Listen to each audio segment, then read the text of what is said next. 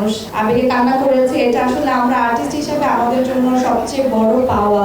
এই কাজটি অ্যাকচুয়ালি অনেক বেশি আলাদা করেছে এবং মনে রাখার মতো কোনো চ্যালেঞ্জ ছিল না। থ্যাংক ইউ, আপনারা এসেছেন, ভালো লাগছে। আসলে প্রিপারেশন ছিল না যে আপনারা আসবেন, তবে হয়তো আর একটু সাজুগুজু বেশি করে আসতাম। তো যাই হোক, সবার প্রথমে আসলে ধন্যবাদ, মানে অনেক পেয়েছে রাজবাড়ি, হয়তো ধন্যবাদের জায়গা মনে ভরে গেছে। আসলে আমার জায়গা আছে কিনা জানি, আমার মনে হয় যে মনে রাখার মতো একটা ক্যারেক্টার। আমি কোথাও গেলে বলতে খুব ভালো লাগে, একটা প্রাউড ফিল হয় যে না, খুব ভালো একটা কাজ করেছি।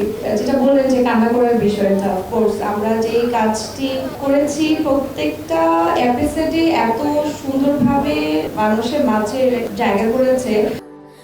স্যান্ডেলিনা সো, রূপচর্চায় আভিজাত্য। যে এক কোন এপিসোডে মানুষ অনেক হেসেছে, আমাদের রোমান্টিক সিনগুলো দেখে মানুষ চিন্তা করেছে যারা নতুন নতুন বিয়ে করেছে তারাও থাকে না যে একটু রোমান্টিক হয়ে গেছে।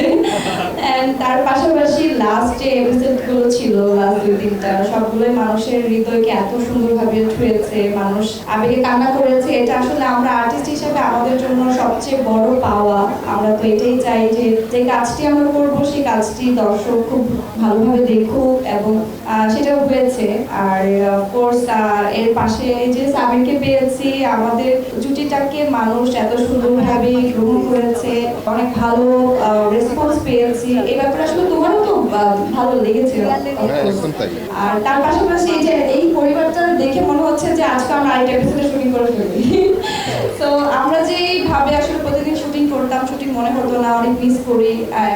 প্রত্যেকটা উইকে আমরা এপিসোড রিলিজ দিতাম। মানুষ আমাদেরকে জিজ্ঞেস করতো যে আপু এরপরে কি হবে, এই জিনিসগুলো অনেক মিস করি। আমার মনে হয় যে কাজ তো ভাই অনেক করবো, বাট এই কাজটি অ্যাকচুয়ালি অনেক বেশি আলাদা করেছে এবং মনে রাখার মতো। তো আমি খুব বেশি বড় করতে চাই না। আপনাদের আর কিছু বলা হচ্ছে আমাকে জিজ্ঞেস করতে, কোনো চ্যালেঞ্জ ছিল না।